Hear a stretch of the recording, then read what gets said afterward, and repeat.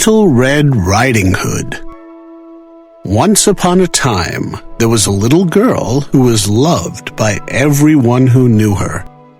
Her grandmother was so fond of her that she delighted in giving her presents. She made her a beautiful cape and hood of red velvet. The little girl liked it so much that she never went out without wearing it. In time, everyone called her Little Red Riding Hood. Little Red Riding Hood lived with her mother and father in a small cottage near the edge of a large forest. Her father was a woodcutter and worked all day in the forest. Little Red Riding Hood loved her grandmother just as much as her grandmother loved her. Nearly every day she went along the path through the forest to visit her. One day, Little Red Riding Hood's mother said, "Little Red Riding Hood, I have put a cake and a bottle of black currant juice in this basket. I want you to take them to your grandmother. She is ill, and they will do her good. Keep to the path and do not wander off into the forest," warned Little Red Riding Hood's mother. "Don't worry, I shall take care," promised Little Red Riding Hood, as she took the basket and waved goodbye to her mother. Before she had gone very far along the path through the forest, Little Red Riding Hood met a wolf. She had never seen a wolf before, and she did not know what a wicked creature he was. She thought he was a large dog, and she was not in the least afraid of him.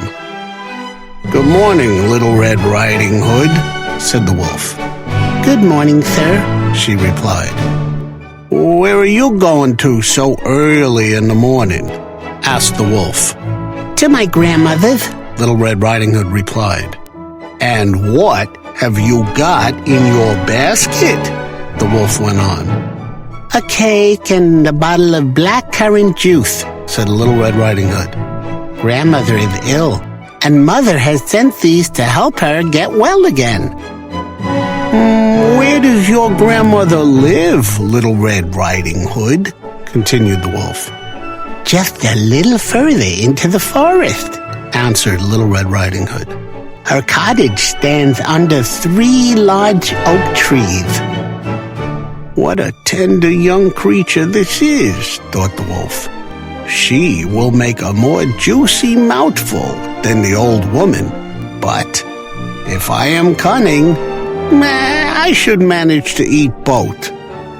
So the wolf strolled along beside Little Red Riding Hood for a little while. "Look at all the pretty flowers under the trees," he said. "Are they not beautiful? And can you hear the birds singing? You should stop and enjoy these pleasures instead of walking straight along the path." Then the wolf said goodbye to Little Red Riding Hood and set off quickly for grandmother's cottage. Little Red Riding Hood did as the wolf suggested and looked around her. The forest was indeed a lovely place. The sunbeams danced through the trees, the ground was carpeted with beautiful flowers, and overhead the birds sang merrily. "I shall pick a bunch of fresh flowers for my grandmother," thought Little Red Riding Hood. "They will cheer her up." So she wandered further and further from the path, gathering the prettiest of the flowers. By now the wolf had reached grandmother's cottage. He knocked at the door. "Who is there?" called grandmother. "Little Red Riding Hood," replied the wolf in a high voice. "I have brought you a cake and some black currant juice." "Press the latch, open the door, and walk in, my dear," said grandmother.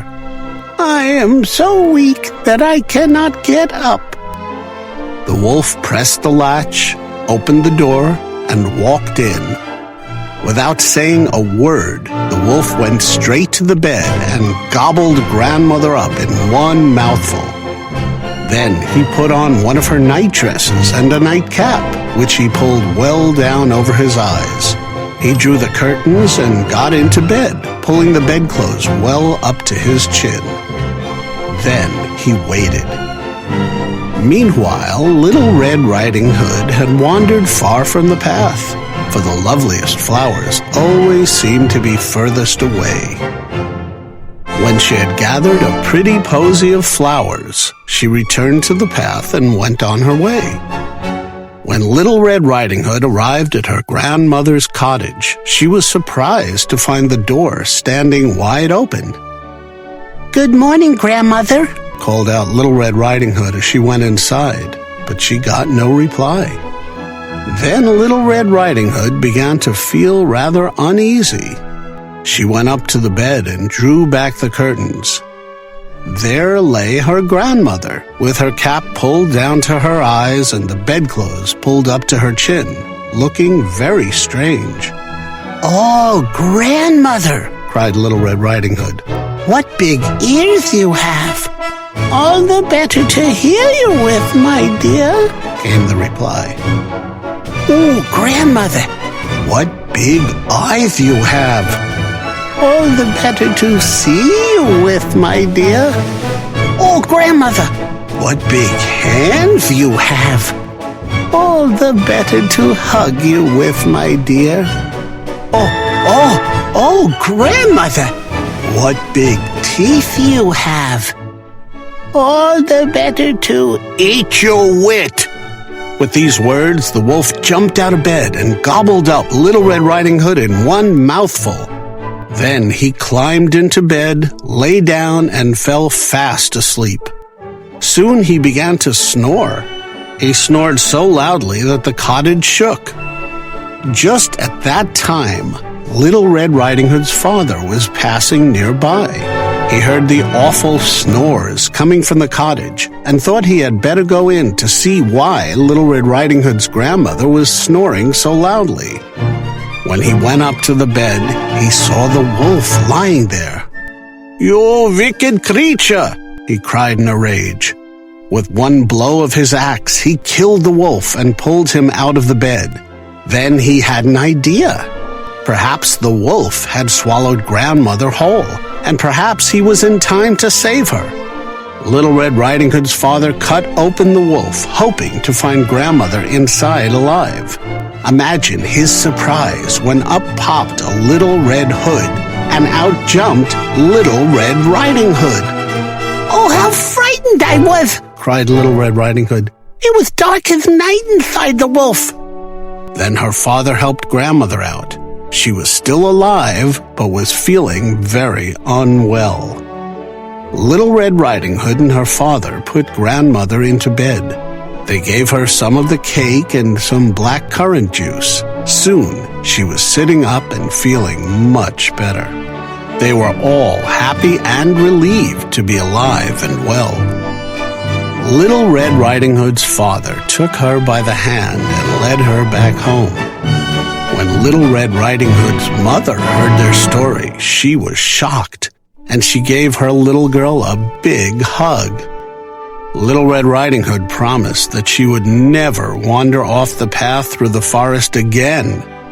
And she never, ever did.